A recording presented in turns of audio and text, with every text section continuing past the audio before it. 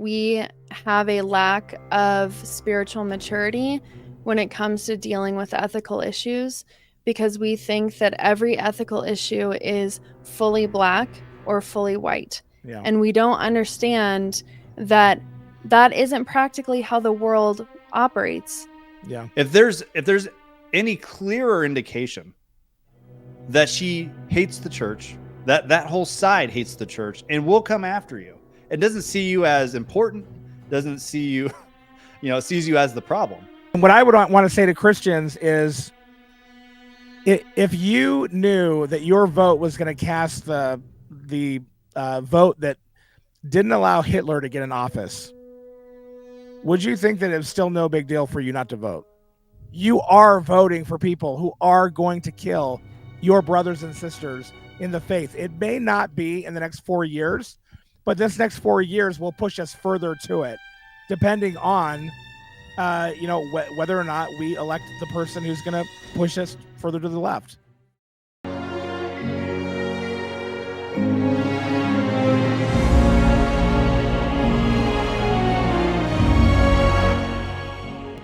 Okay, so there's a lot going on in the cantina this evening, and we're following kind of political structures tonight, where we had what was that Roman Catholic gala thing? I guess they do it like every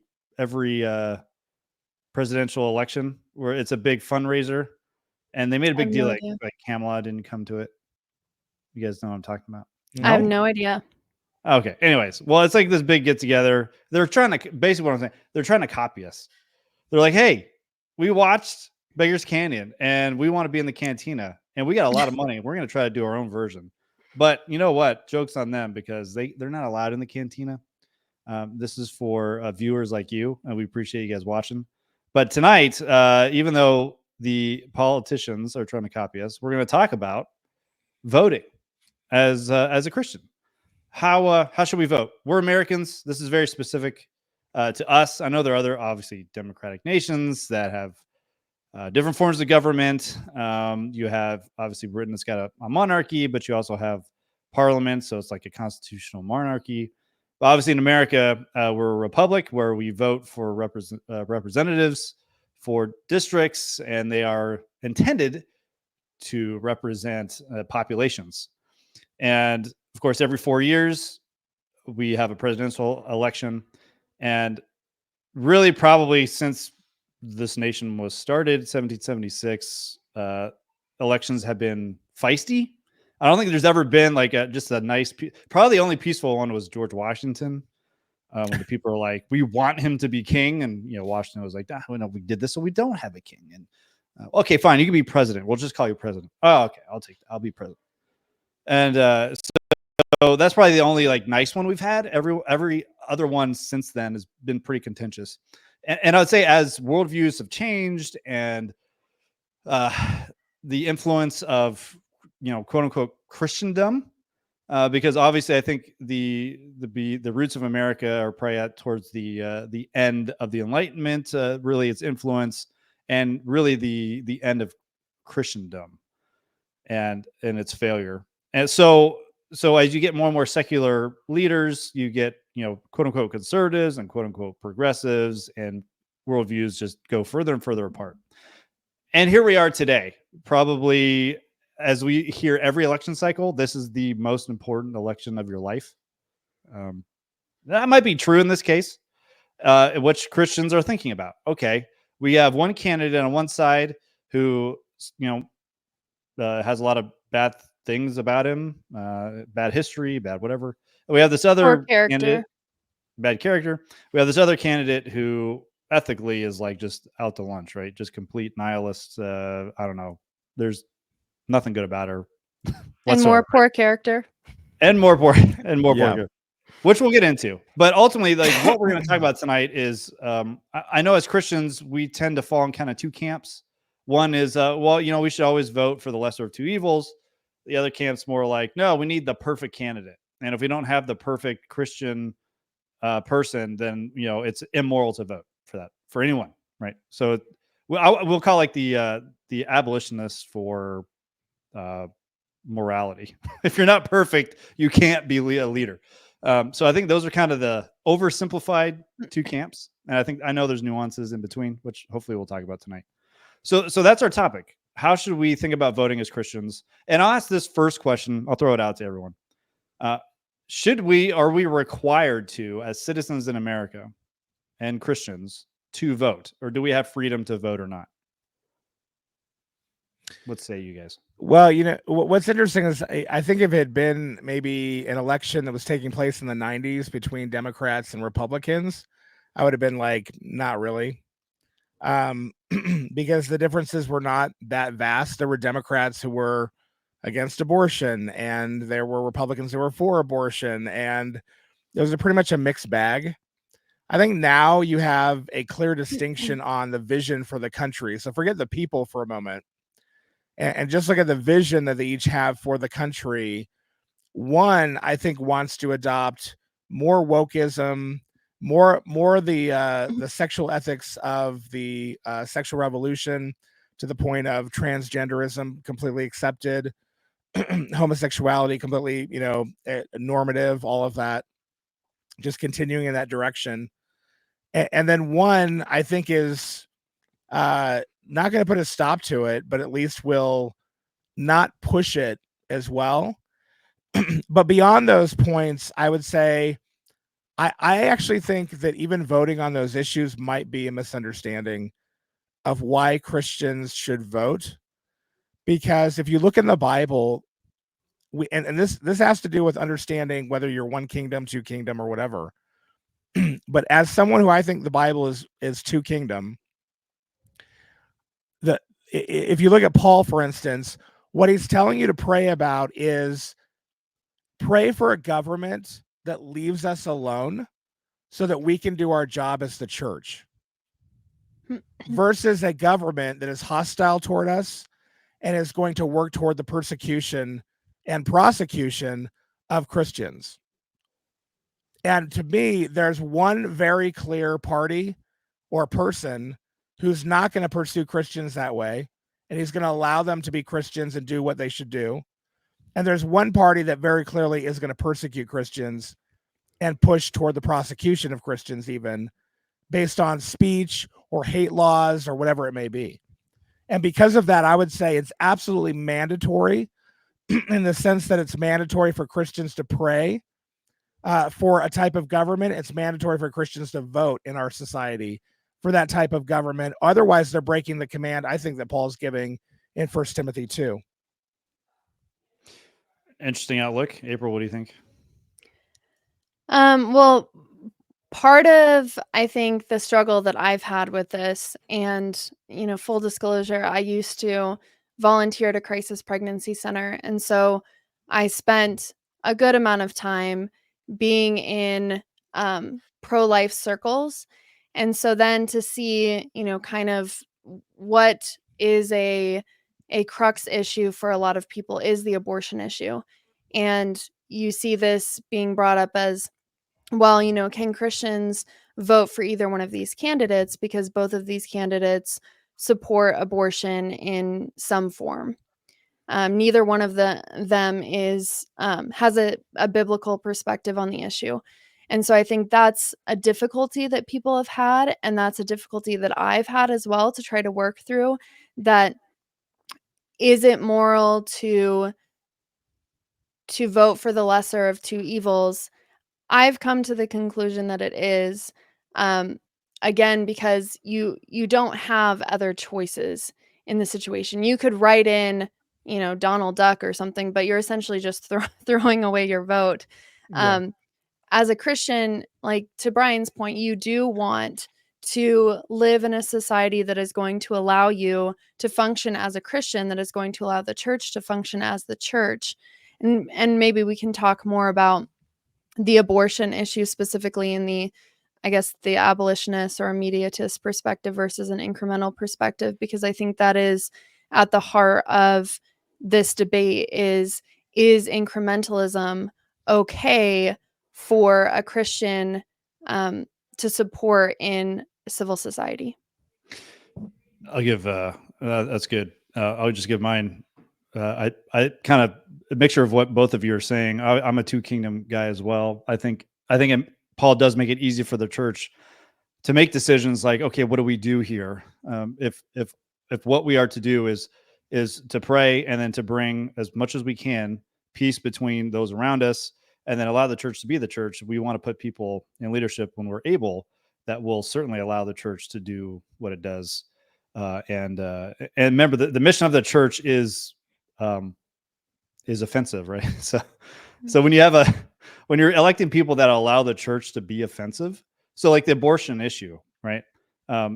Christ makes the statement, "You'll always have the poor with you." I don't know if there's going to be a time when we won't have some kind of abortion, right? Because you have unbelievers, you have those that go the way of Molech or the culture of death. If you're not of God, you're of Satan. So you're going to do what Satan does, and Satan's a murderer from the beginning. What the church's job is to bring the gospel to save who Christ has died for.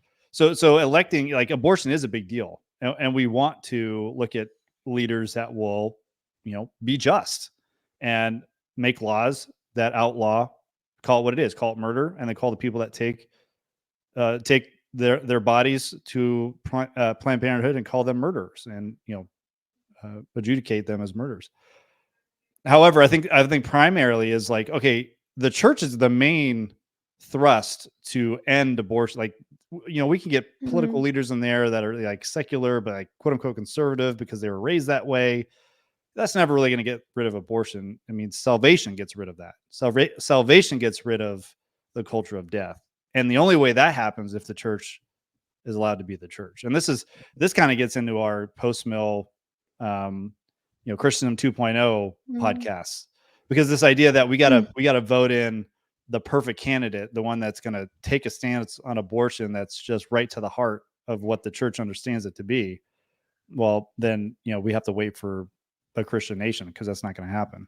So yeah, my view is, I think as a Christian, we should feel compelled to vote, especially this election. The lines are so clear this time. Clear, probably, like you brought up the 90s, Brian, clearer than any other generation, any other election. I mean, their masks aren't even hidden anymore. They're just here. We love to murder. We love to, mutilate children and changing their sex on a whim.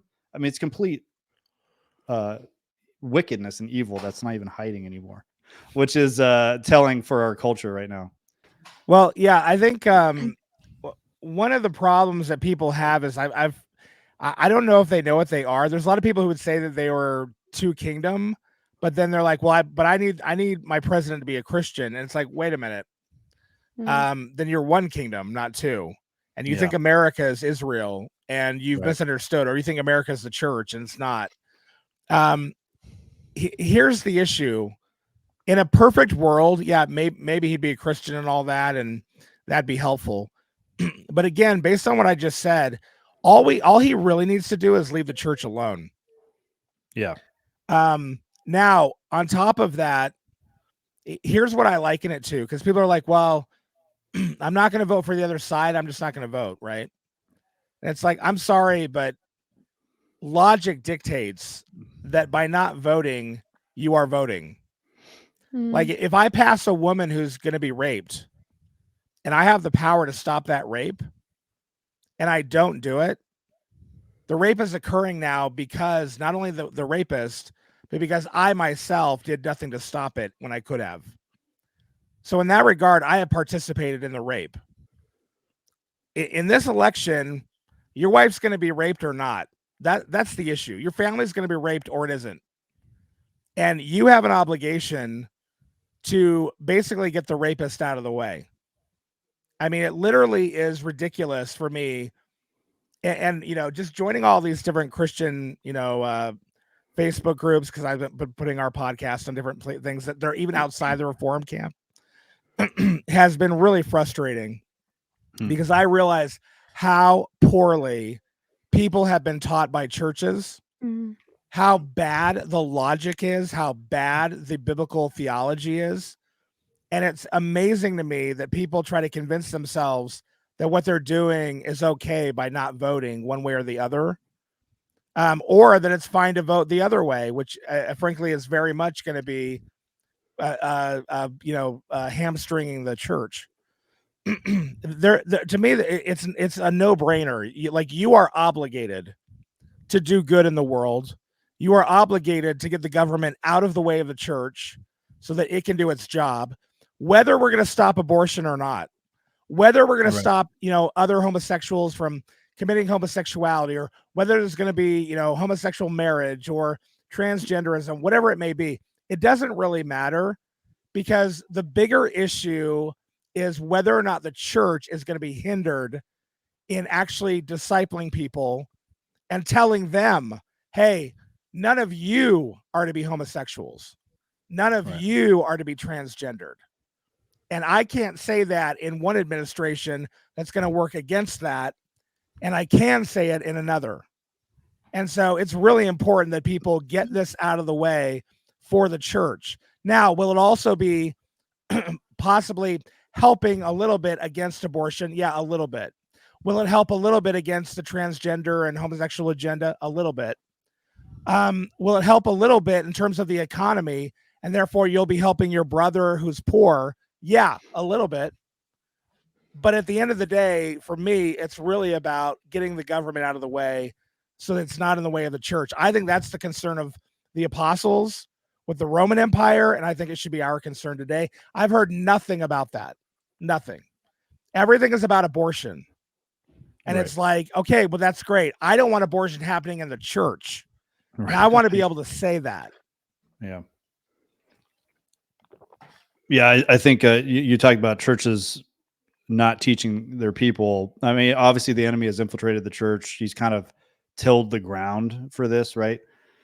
For either the church to be distracted by some particular thing. Like, I'm not saying we're distracted by abortion, but we can be, but that can be our main deciding factor, and then make us kind of impotent in actually doing anything, because we'll set standards that are just aren't realistic, even like biblically realistic. I mean, even we've talked about this privately, but even in the old covenant, the law wasn't enough. It didn't cover everything. God wasn't exhaustive in his law, and there was still wickedness going on. And there was a lot more of God would give laws to control that wickedness, but it didn't eliminate it, in a lot of avenues. Right. So even to God's standards, if we're just looking back to what he did, we want to limit wickedness, right? As image bearers, that's something we do. We want to limit wickedness, and that is alongside of making sure the church can do its job. And it's really you look at Augustus, or Caesar Augustus, the first Caesar, or you look at Nero. Who would you rather have over the Roman government? I mean, obviously it's clear. Augustus was a pagan, but he didn't bother the church. Nero did. Yeah. So it's really you're voting for Nero, and then you're going to be wondering why you're getting crucified on a cross and burned, in the garden as a candle. What happened? Well, you had, and the one time in history where you have a choice.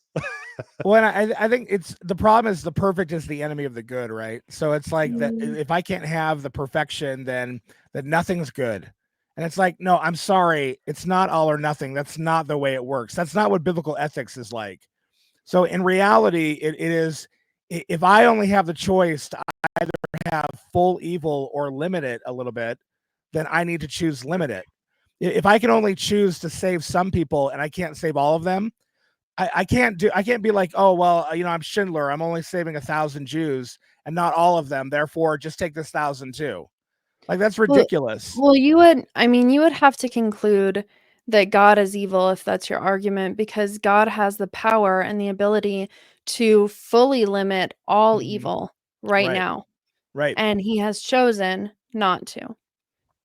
Well, even in the law, Jesus says there's an accommodation that takes place to where God doesn't outlaw divorce and remarriage, right? And then Christ comes along and says that's not his intent, but because of the stubbornness of your hearts, he let you do that. But that's not what that wasn't ultimately what holiness looks like. So even God works with people in a way in the old covenant in order to get them to a place where you go to the new covenant, and now it's like, okay, well, now I want you to fully realize what God wants, and it wasn't that. Yeah, And I so, think this is go ahead. no, well, I was just going to say, and so the idea that it's all or nothing is not biblical theology. We are to save life where we can, and if we can only save a little bit of life, then we'll do that. If we can save a lot of life, then we'll do that. But it's not like, well, if I can only save a little life, I'm going to save none at all. That's stupid. Yeah, and I think that's the issue that we get is, and the concern that I have is that we have a lack of spiritual maturity when it comes to dealing with ethical issues, because we think that every ethical issue is fully black or fully white. Yeah. And we don't understand that that isn't practically how the world operates. You have all sorts of situations, like, your situation with to stand back and do nothing is a choice.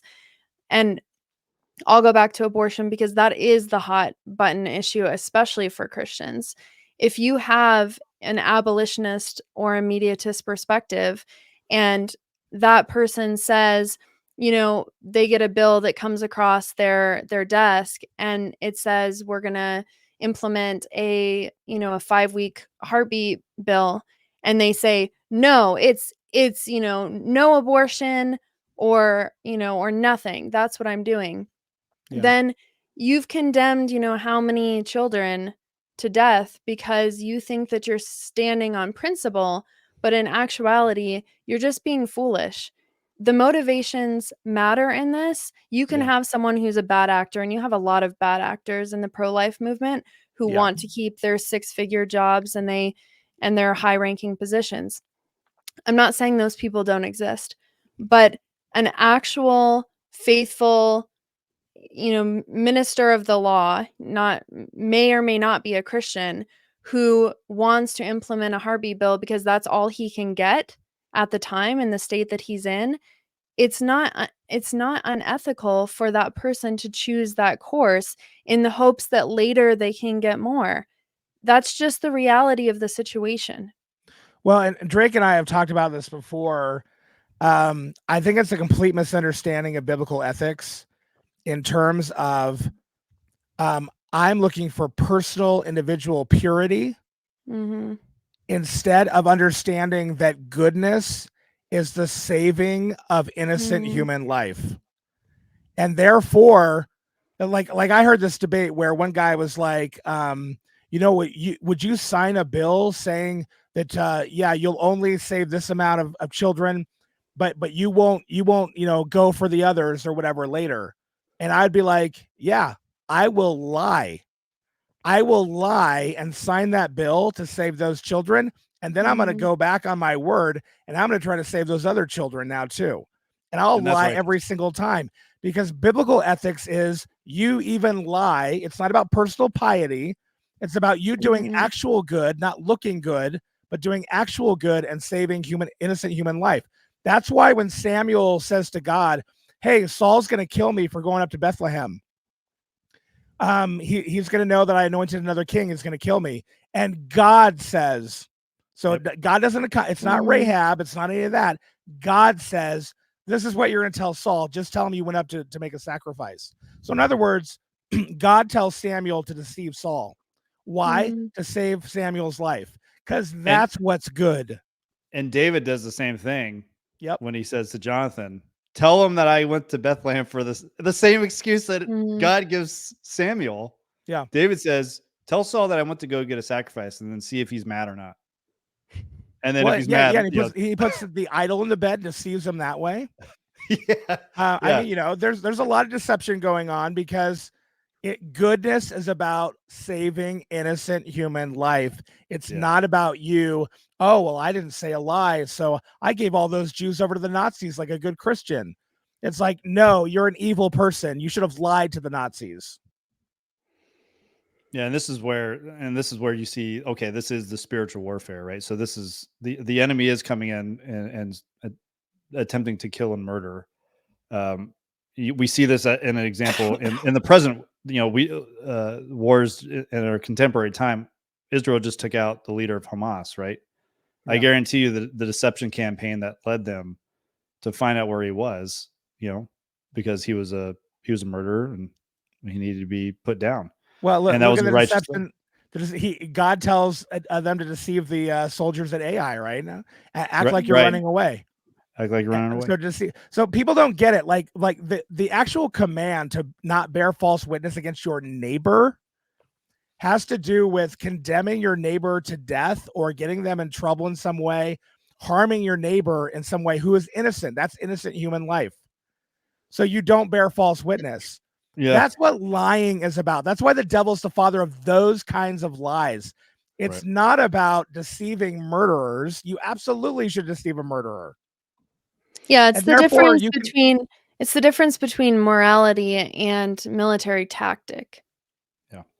Yeah, it's a maneuver. You're out maneuvering people who are looking to harm or kill innocent human life. So I have no problem putting my stamp of approval on a man who's only going to pull back 6% on abortion. That's fine. And the next time I'm going to go for a man who's going to pull back another 6% or another 10% or another 50 or whatever it may be. And more, I'm going to make ground and try to overcome to where we actually can save innocent human life. But that, again, I would go back to what I said before, that all starts with allowing the church to do what the church needs to do and preach what the church needs to preach so that Christians actually understand good biblical theology and good biblical ethics. Do you think part of the problem that we have with this is that we have wrapped up our identity so much in the political candidate that we support that we don't know how to make any distinctions anymore? So if I vote for Trump, then all of a sudden I'm a Trumper, right? That becomes my identity. It becomes like that I'm giving, my stamp of approval on everything that he's ever done or said in his life, and that I'm almost like he's my Christ figure and I'm a little Christ. I'm a Christian, right? Now I'm a Trumpian or something, that we can't seem to disconnect from. No, Trump is not my Lord and Master. Trump is for lack of a better term, he's a useful idiot in the political scheme of us as Christians trying to preserve the church. Right. Yeah, well, I think that people do have that messianic idea of their presidents, and because of that, because Trump is an immoral man, then it's like, oh well, I can't vote for an immoral man, and it's like that's not why you're voting. You're not voting in the Messiah. You're voting a guy who, again, is going to leave the church alone, and he's going to push back against some of this radical agenda that looks to destroy human life. Well, part of the failure of the church is teaching how to discern, right? The primary purpose of gathering together, right? Most people think, well, it's I come to the assembly because I just want to be refreshed. I've had a bad week, and I need hope, and that's an okay reason to show up to the assembly, right? I'm not saying that's not why you go, but primarily you come to the assembly to learn how to think. If Paul is saying renew your mind in Romans 12, if Paul is saying every time you gather, the entire purpose should be for building you up. If James says you don't have any wisdom because you don't ask, and when you ask for your own desire, you're not even asking for true biblical wisdom. And the church is like, you know what? We're not really interested in teaching you how to think like Christ and therefore discern.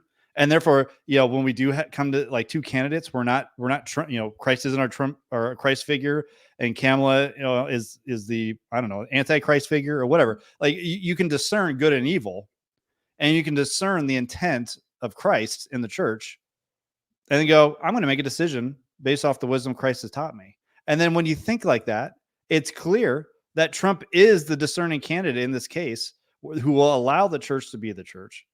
I've even made the argument that Trump could be lying about his position on abortion because he knows right now the way the pendulum is swinging is most people want to kill their babies when they want to. Yeah. And would you rather have Kamala who says, yeah, let's code that in the Constitution, or Trump that says, yeah, leave it to the states. I don't really, I'm soft on it. And then he comes in and then the hammer falls, right? He packs the Supreme Court with justices who actually know, who are just, and all that stuff, and all of a sudden, that's what he did. That's what he did before, right? He did before. This is the reason why Roe is gone, because he packed court with justices who actually concluded, oh, this isn't really constitutional. It's not constitutional. So the problem is, I think the failure of the church to teach wisdom is pretty deep. And if Trump wins, so like just to make it clear, anyone watching, if it hasn't been clearly inferred already, is we are saying Christians vote for Trump because if you want the church to be the church, if you're on Christ's side, don't kick it against the goats. Just don't kick against the goats.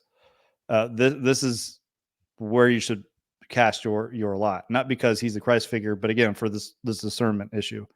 But if he does win, it will be by the skin of his teeth. I think it will be by the skin of his teeth. It will be by her just being, not able to speak and give any clear thoughts or ideas or policies, or she's not even likable. And I'm hoping there's going to have to be more living Republicans than dead Democrats that vote. So there's you're going to have a lot happen in order for him to win. But I think regardless of whether he wins or not, Christians need to do what's good and right. And so I would say, look, yeah, go ahead. I would say I don't know if the train, if we have enough passengers on that train, though. On the Trump train? Apparently 41 million Christians are not going to vote. 41 million. Talk about something that would turn the tide, maybe. And I would say, well, then the blood is on your hands, not just of the unborn. The blood of the church will be on your hands, because I guarantee this is going to lead to further persecution of the church. The more the left goes to the left, and it will go further with her and other people after her, the more in danger the church becomes, the more the church will not be able to spread its message and preach holiness to its people without actually being persecuted for it. Anti-Christian rhetoric and anti-Christian approach to public policy. I don't think that we've, that's right, Jesus is king, and I don't think that we've seen...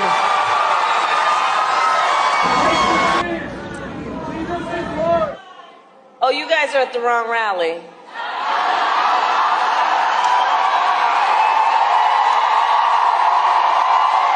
The other problem I see with some Christians, and I was in this category at one point as well, is that, I'm not post-mill. I don't think, we're not going to win the world politically. Trump's not going to do anything. So, God's sovereign. He's going to do what he does. It doesn't matter if I cast my vote. That sounds very hyper Calvinist. Yeah. right. I'm not going to cast my vote. And you know what? I'm against post-mill. I'm an all-mill. I'm a pre-mill. And just to give, just to show them that I don't agree with their eschatology, I'm going to vote with, really, again, this is the bad discernment. I'm going to vote with my eschatology, not with wisdom. So, but you're just weird... you're just going to like wave up the fact that I don't have a sticker. Look how, principled I am. And that's going to show them. I mean, yes, that's exactly what happened. I don't have my I voted sticker.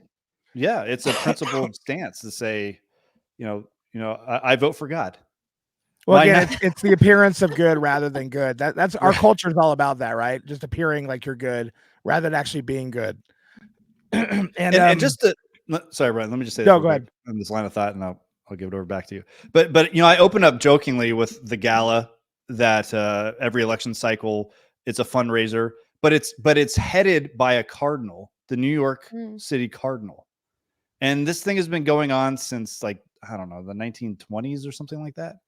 And every election cycle, both candidates show up. It's tradition.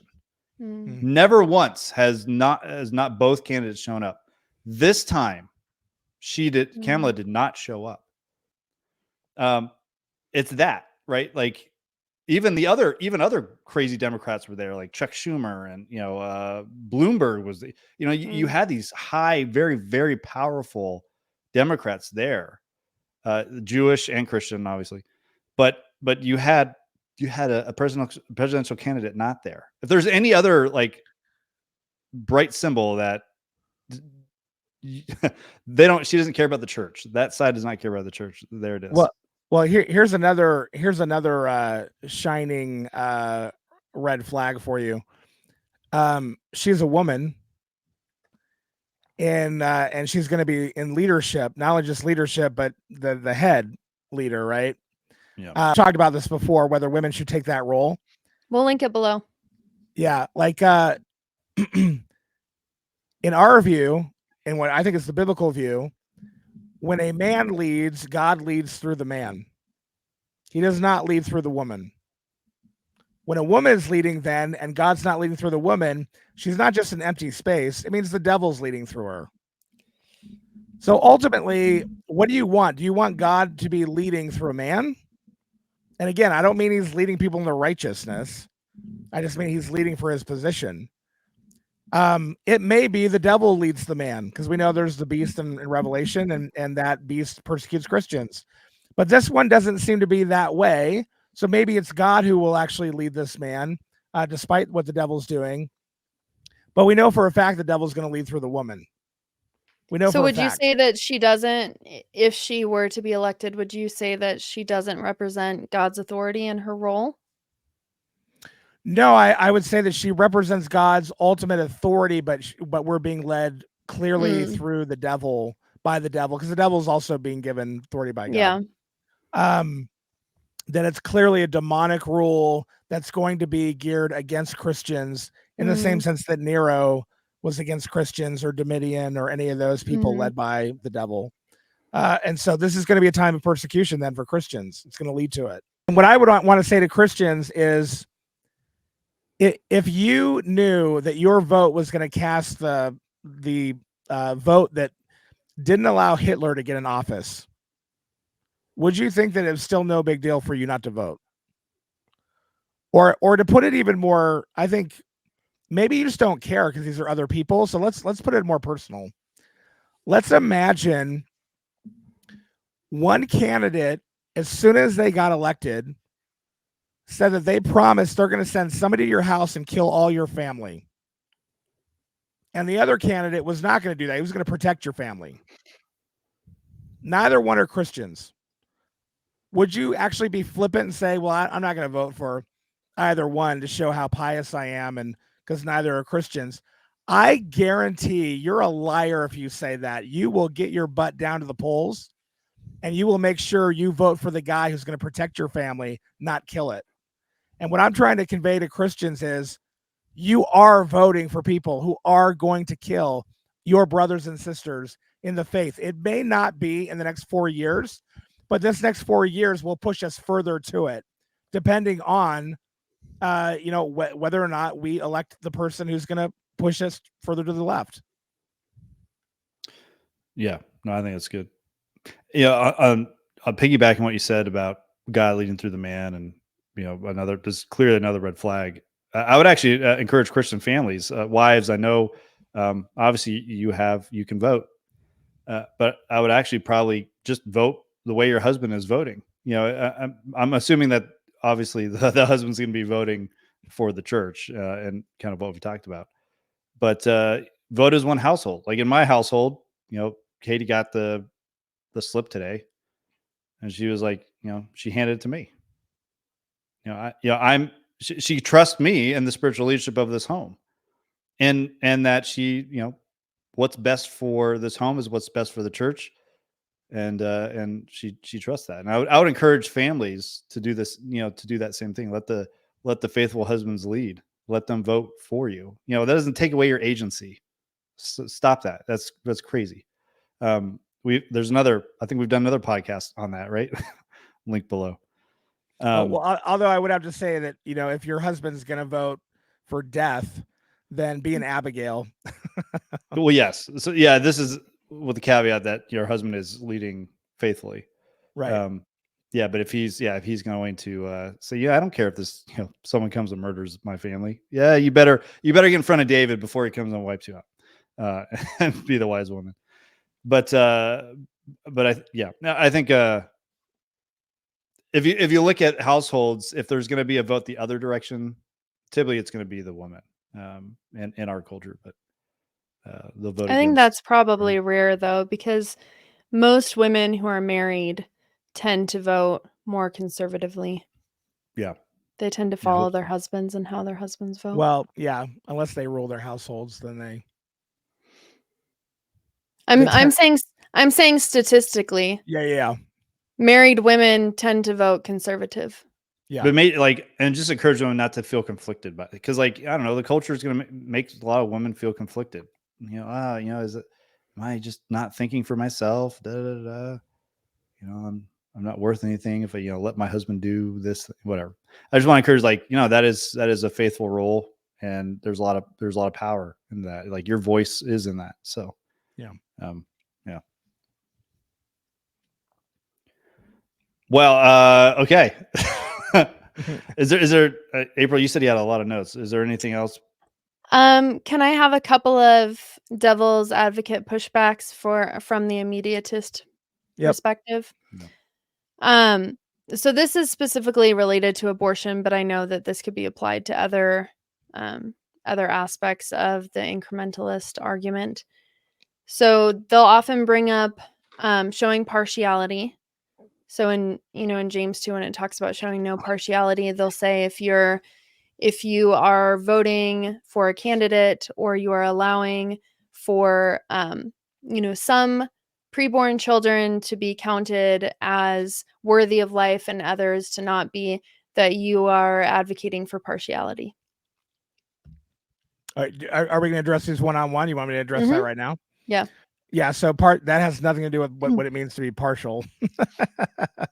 That partiality means that you're applying a different standard of justice to some people rather than others because they're your buddies or friends or whatever. Partiality doesn't mean you're choosing between groups and who you're going to save. That has nothing to do with it. If you can only save this group and not that one, that's not partiality. So I guess I don't get exactly what, unless they think we're applying a different standard of justice. They do. The arguments that they're making. So they're tying unjust decrees that, if someone is making an unjust decree that you can't support that. And then they're tying that to partiality and saying that if you're making a law or the person that you're voting for is making a law or decree that says that, you can kill babies as long as it's before 5 weeks, that you're showing partiality to one group of children and not to the other. And that is affecting the justice of the situation. That one is being put to death and the other is not, and both are being unjustly put to death. Right, but that's not me doing it. That's whoever the lawmaker is doing it, right? So if I was actually creating that law, then sure. Or if I thought that I could pass a law that wasn't that, then sure. But if that's the only law I can pass in order to save a certain group of people, then it's not partiality. Because if I could save those other people, I would. Yeah. So that's the issue. It's not partiality is something completely different. There's actually an example in this in church history when prostitute, like Roman in the first century, Roman, or in second and third too, Roman prostitutes would get pregnant, right? And if they had a male, he was worthless, right? Because they wanted to raise other females to be prostitutes, like keep the system going. So when they would have a male, they would kind of just leave them out. And then, of course, who's coming in and adopting these kids? Well, it's the church, right?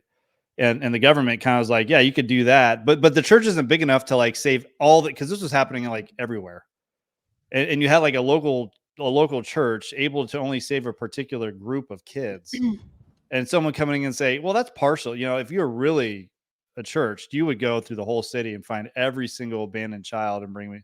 Well, it's just not possible. It's not possible with the manpower they have. It's not possible with the judicial system that's in place. If they could, would they? That's really where it needs to start. Is the intent of the church to would we save every single child and actually bring justice as image bearers? The answer is yes. Well, go ahead, Brian. It's like having, let's say your brother is on trial for murder. He's innocent. So you're going to advocate, you're going to try to get him free, and you eventually you get him free. You put all your energy into it, and someone comes up to you and be like, that's partial.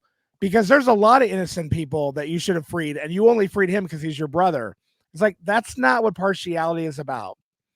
Partiality is about if you have the opportunity to free all these people and you only free the ones who are your brother or whatever it may be, because you just have a different standard of justice for them. That's what partiality is. So you condemn the others for the same things that your relatives are guilty of. That's partiality. It's not, I can only save this group of people, but not that group. And so I'm going to go ahead and just save this group, even though the law I have to pass is saying you can go ahead and kill this group. Now I'm lying. I don't believe you can go ahead and kill that group, but I realize the only way to save this group right now is by saying, yeah, you can kill that group. But next time I'm coming back and I'm like, you can't kill that group either. Yeah. So go ahead, Drake. I was going to say the Holy Spirit. The Holy Spirit would be accused of partiality then, because Paul tries to go to Asia, and who stops him? Yeah. I mean, I'm just like, is that partiality? I mean, no. Well, you no, say I mean, God choosing a people for himself is partiality. God's choosing a people for himself. That's not what partiality is. Here's the argument that they'll make. Okay, because I've listened to a lot of this. The argument that they will make is that there is a faithful versus unfaithful incrementalism. So you could be faithful in pursuing for instance, a state by state incrementalism, in trying to fully abolish abortion in a particular state, say Arizona, for instance, because a lot of this thinking comes from apologia. Right. Versus an unfaithful method of incrementalism would be something like a heartbeat bill, because it allows for injustice. This is the argument that they would make. My issue with that argument is that even in that, there are ways that they are being, in their terminology, being unfaithful. So are they saying in their pursuit of completely abolishing abortion, which I am very sympathetic to the abolitionist perspective. I get it. I'm sympathetic to it. Are they also pursuing IVF clinics and saying, right, this has to be fully abolished and all the other forms of abortion? Or is there an incremental step towards, I'm going to save as many lives as I can through legislation, and we'll get to IVF eventually? It seems like there's always going to be a piece that is by necessity left out as you work through the increments of trying to abolish abortion. Now, you can be, like I said before, a bad actor, and you can say with your lying tongue, you can say, I'm pro-life. And then even when you can, and this has happened in Oklahoma, even when you can, you have the votes to abolish abortion in your state, that you choose not to because it's not politically viable for you for your future career. That is evil and wicked.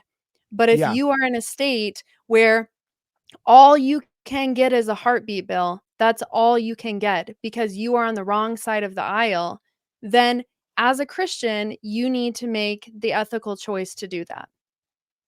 Yeah. Have you guys ever heard I'm sure you've heard it because it's been repeated over and over again. It's an illustration of a guy walking on a beach, and there's a bunch of starfish that have actually they've washed up on the beach.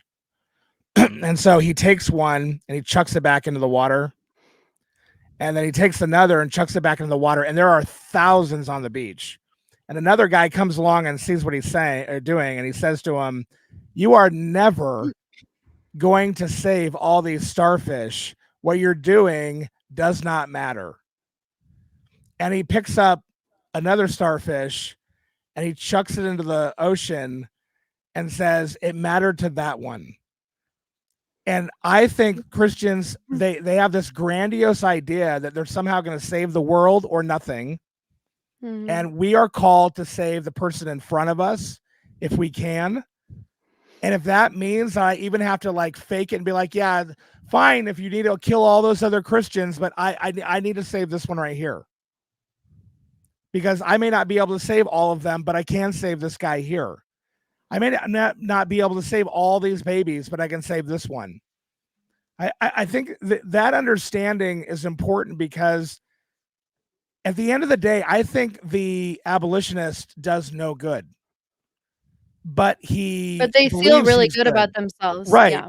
But he actually does know good, because again, good is the saving of innocent human life. And I don't think God's like, well, your quantity was off, or you you saved them, but at the cost of these others. But I would be like, but those others were going to die either way. So the only I was that was not an option for me to save. So I'm not obligated to save them. I'm obligated to save the ones I can. And I think that's the misunderstanding. Well, no, they'll say, well, you're signing into, you're putting your name on something as a Christian that that God hates, and then Yeah, he you're doesn't putting your hate it name because on it. that's the problem with not understanding biblical morality. He doesn't hate it because it's saving innocent human life. Mm.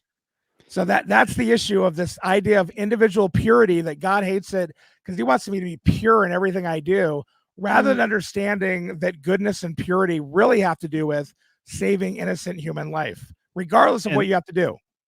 This kind of obliterates salvific history, like the revelation of salvation, right? So even when I'm saved, why doesn't God just make me completely holy in an instant? Why am I still dealing with sin, right? Why am I being built up? Like there are things that God hates that are happening in the midst of a people he's chosen to save through a savior, right? So it's like they're and is God an incrementalist? I mean, and once In sanctification, maybe. in sanctification, but even in salvific history, he's an incrementalist. I mean, he flooded the earth, he wiped out all but Noah's family, and then he says, you know what? It's not the environment; it's men are evil from their youth. And I don't know why it's not any different even post resurrection. Men are still evil from their youth, but we are saved out of that, and now we desire the abolitionist ideal, which is really getting rid of all. Really, the abolition idea is getting rid of all sin. Right? It's the new heaven and the new earth. That's the abolitionist idea. And all Christians are like, amen to that. But just like Israel being called out of the wilderness and sinning, and God refining them and sinning, refine, that still happens as the world progresses towards glorification. There's going to be sin, and the Christian's going to refine it as an image bearer the best way he can. It's not creating a morality that God hasn't even established in his word, and how he deals with Israel and even us now when we sin and come and confess, and he forgives us. And otherwise he'd be like, don't come to me until you're perfect. Don't come to me until you're perfect. There was a debate, where one of the proponents brought up the fact that the kings, they get rid of most of the altars, but not all the high places. Yeah. And God is happy with it. God's good with that. Now he's going to say, hey, you got to get rid of the high places. But he's happy that was done, and that king never gets rid of the high places. That king is viewed as righteous because he did what he could have done, or at least probably what he thought he could do, or at least was in his view. He probably didn't think the high places were an issue. And God just thought, okay, well, that's fine. Now in the debate, it was like, well, but God never did it with murder. It's like, it doesn't matter what the moral issue is. The issue is not, and I would say, well, idolatry is worthy of death, so it's a crime worthy of death. Pretty big issue. Yeah, I mean, it's not like it's the same penalty for the murder. You're murdering people religiously, and yet God's okay with that sort of incrementalism because it's a movement toward, again, the preserving of innocent human life and the covenant people. And so as long as it's moving in that direction, and you want to go all the way if you can, then you're good. And I think, again, the perfect is the enemy of the good. It is the true enemy of it. Not just you don't get the perfect. It literally is stopping good. I think of the verse 2 when Paul talks about planting and watering, like Apollos watered, I sowed, Apollos watered, but God gives the growth, right? So it's even this incrementalist idea of salvation for people. And you can imagine, and we kind of do this even when we present the gospel to people. We have this all or nothing approach. I got to give you all of it. You need to understand it now, and if you don't, you're not going to get it. I got to give you all of the God. I have to just dump it on you. I'll give you the elevator pitch because God's not an incrementalist. He wants you to know all the gospel in this moment. And that's not necessarily the case, right? I mean, God builds people up again. You'll plant, someone else will water, and then eventually it'll grow, and God's the reason for the growth. But like, there's even an incrementalism in that. There's just no way around growth. We're not just morphed into to something. And I want to be fair to them. They're largely arguing you shouldn't do anything unjust in your incrementalism, and that's why I want to go back to the argument and say, when you are saving the life that you can, it's never unjust. They have a misunderstanding of what injustice looks like, of what impurity looks like, because they don't understand that God himself will do what's unjust by even lying to murderers in order to save human life. So it's okay to do what's unjust, because that in those cases, that has nothing to do with the good. I can be unjust to Saul and lie to him because it would be the opposite. It would be the opposite of good to actually be honest with Saul. Yeah. So to be just with Saul, now to be truly just with Saul because he's a murderer, is to not give him the truth. It's almost like a fundamentalism. It's like a fundamentalism of ethics. Yeah. It's like not understanding any kind of nuance in how we discern ethics. Yeah. It's personal piety over love of neighbor. You can imagine if any one of these guys were the high priest that David, or not the high priest, but the priest that David comes to when he's running away from Saul and says, "We're hungry." Are they going to be well, sorry, all I got is the holy bread. You're out, man. Yeah. It's not just. It's against the law for me to give this to you. Got to obey the commands. Got to obey the commands. Like, that's not what happens. So there's something we're missing. Well, that's Christ's point in bringing that up. And what was he doing when he brought it up to the Pharisees? Is that he was actually healing someone on the Sabbath day. And they're like, it's not lawful for you to do that. You're working. And he's like, yeah, you apparently don't understand biblical ethics. It's about saving human life. That's what the law is about. It's not about personal piety and just obeying laws to obey them. They don't make you holy. Love of neighbor, love of God makes you holy. God isn't going to have some tally sheet and he's looking and he's going, oh, you made that one concession. It was for the good, but it was still, you didn't follow that letter exactly. Yeah. So that's an X for you. Well, only people do that with Rahab all the time, right? They're like, oh, well, she didn't really know, what she could do, and she couldn't find another way out. So God just kind of looked over it, but she really sinned there. And it's like, wow, he rewards her with all the blessings of the kingdom because she sins. I don't think so. She sewed a really good scarlet tassel. I'm really upset that you sinned there. Here's your prominent place in Judah. You're going to birth the Messiah through your line. I'm going to give you all this, a husband, a family, all that household. You're going to be higher up than you ever been before because I'm so mad that you sinned there. How ridiculous. Right. Well, I mean, so I think we either gained a lot of followers or we lost a lot of followers. Maybe it's it's our normal pattern.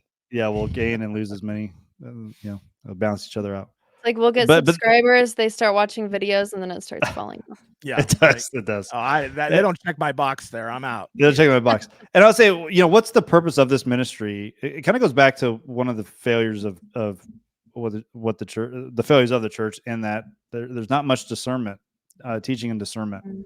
And I hope that this ministry is kind of that. It is opening up our minds to the word and saying, let's think like Christ, because ultimately that's what we all should be trying to do. And that's why we gather in our worship, even with your local assembly. If you think you're gathering so you can take communion, you're wrong. You're gathering so you can conform your mind. And I hope that this ministry is doing that for you. Even if you hated this, like, you should think about it. And open up scripture and go through it as we're talking about it and see what it's saying, because I guarantee you it's saying what we It's saying what we said. We're right. We're right. I mean, ultimately, someone's got to be right, and And it's us. Scripture is, and it's us. So, but thanks for watching. If you want to support us in the ministry, we have a Patreon producer. There it is. Boom. Click that link. Become a starfighter. Join us. Join the squadron. We can take out. We're actually we say take out the Empire, but we actually think the Empire is the good guys. So maybe we're like in a we're in a what's the third? There's like a third like smuggler ring or something that's like against both the rebels and the Empire. I already showed my hand that I'm not really a Star Wars person, so I will not be answering this question. Yeah, that's even beyond me. I mean, I know there are people who are not a part of either side, but yeah, there's another. It's like Jabba the Hutt and all that. Anyways, it's like that another was like cartel. the new Star Wars. What is it called? The Red something or whatever. No. This is before Disney. Oh, okay. Butchered it. Anyway, but maybe we're on that side. So we're gonna blow up the Death Star and Yavin at the same time. So come and join us for getting us some fun adventures. But we'll see you next time. Peace. Bye.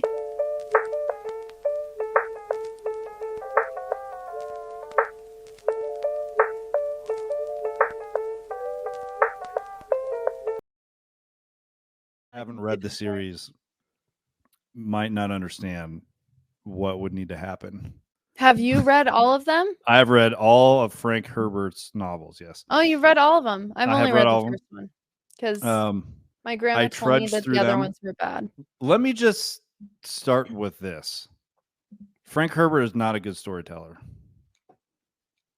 Not a good storyteller. He's a fantastic world builder.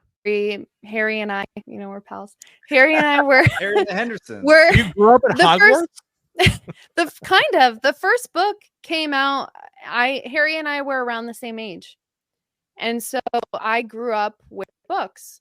Like the last book came out when I was 19, and Harry was around 19. This, I went to a Christian high school, so this was a big deal. It was a big thing. Harry Potter is evil, and you can't be reading this or participating in this. The reason why I like Moby Dick so much is, to me, there's a parallel with Genesis. So it's actually history. It's history that Melville he's interviewed. This actually occurred to a bunch of whalers. Yeah. And the survivors he interviewed. Yeah. And it became this book. But notice how he's writing this history. It's not, here's all the facts that happen. All right, the end. He's writing it because he wants to put meaning and a message to what has occurred.